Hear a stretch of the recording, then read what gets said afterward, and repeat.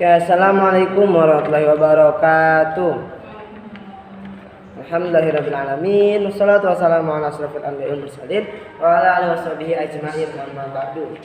Pertama-tama hormat kepada Abi Hanif dan Mida selaku pengasuh pondok Supercamp Al-Qur'an Al-Raibah Al-Fidah. Yang kedua hormat kepada guru-guru MTSM Al-Qur'an Al-Raibah Al-Fidah, dan yang ketiga hormat kepada kedua orang tua saya dan tidak pula kepada teman-teman saya. Jadi perkenalkan, nama saya Al-Hikam Tajul Aulia dari kelas 12 akan meneruskan pelajaran kimia, yaitu tentang penurunan tekanan uap larutan. Nah, jadi penurunan tekanan uap larutan itu biasa disimboli dengan delta P. Nah, jadi delta P itu segitiga. Nah, jadi segitiga itu dibacanya delta P. Nah, kemudian di sini ada pengertian tekanan uap. Jadi tekanan uap larutan adalah tekanan yang ditimbulkan zat cair dalam keadaan setimbang antara zat cair dan zat uap. Nah, jadi ini contoh gambarnya. Ting ting.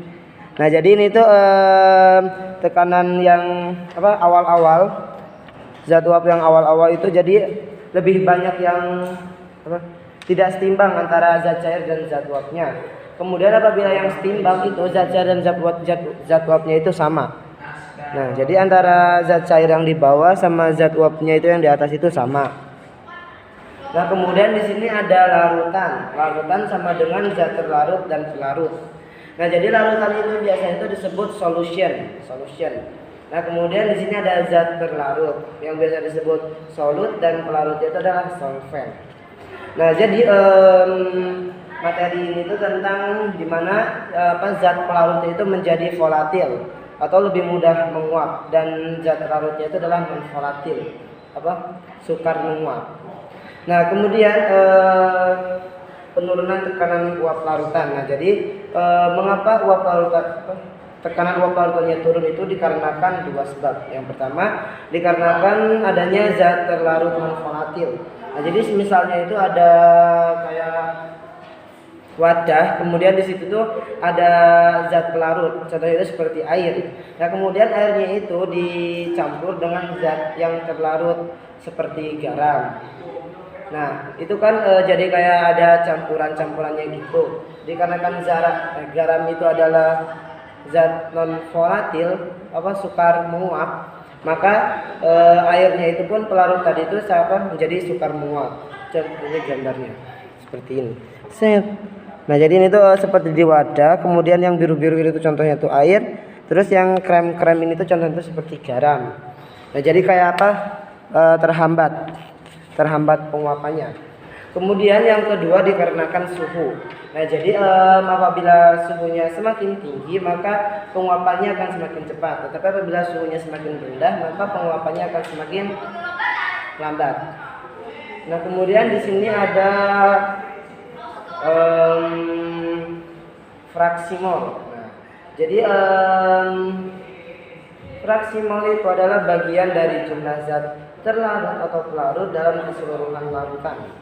Nah, jadi apabila jadi fraksi mol di sini ada XT tambah XP sama dengan 1. Nah, jadi XT itu adalah fraksi mol terlarut dan XP itu adalah fraksi mol pelarut.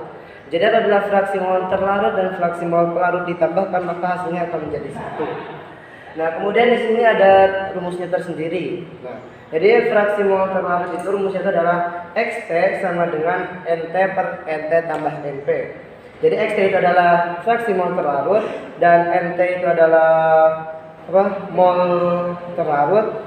Terus per NT itu mol terlarut dan tambah NP itu adalah mol pelarut. Kemudian yang kedua ada rumus XP, fraksi mol pelarut. Nah, jadi rumus XP adalah XP sama dengan NP per NT tambah NP. Kemudian XP itu adalah fraksi mol pelarut sama dengan NP. NP-nya itu adalah mol, jumlah zat. Nah, jadi mol itu adalah jumlah zat. Jumlah zat pelarut per NT tambah NP per jumlah zat terlarut tambah jumlah zat pelarut. Nah, kemudian ada rumusnya. Yang pertama itu adalah apabila menggunakan pengertian tadi itu menggunakan rumus delta P sama dengan P0 dikurangi P. Ya. Nah, jadi P0 itu adalah tekanan uap pelarut murni dikurangi tekanan uap larutan. Ya. Kemudian yang kedua itu ada dikarenakan fraksi mol yang terlarut, yaitu menggunakan delta P sama dengan xt dikali P0. Nah, jadi xt itu tadi fraksi mol terlarut dikali tekanan uap pelarut murni. Nah, jadi tekanan uap pelarut murni ini satuannya adalah mmHg. Nah, kemudian yang kedua, apabila menggunakan fraksi mol pelarut, maka menggunakan P sama dengan xp dikali P0. Nah, jadi xp itu adalah fraksi mol pelarut dikali tekanan uap pelarut murni. Oke, sekian saja dari saya. Kurang lebihnya mohon maaf. Wassalamualaikum warahmatullahi wabarakatuh. Waalaikumsalam. Waalaikumsalam.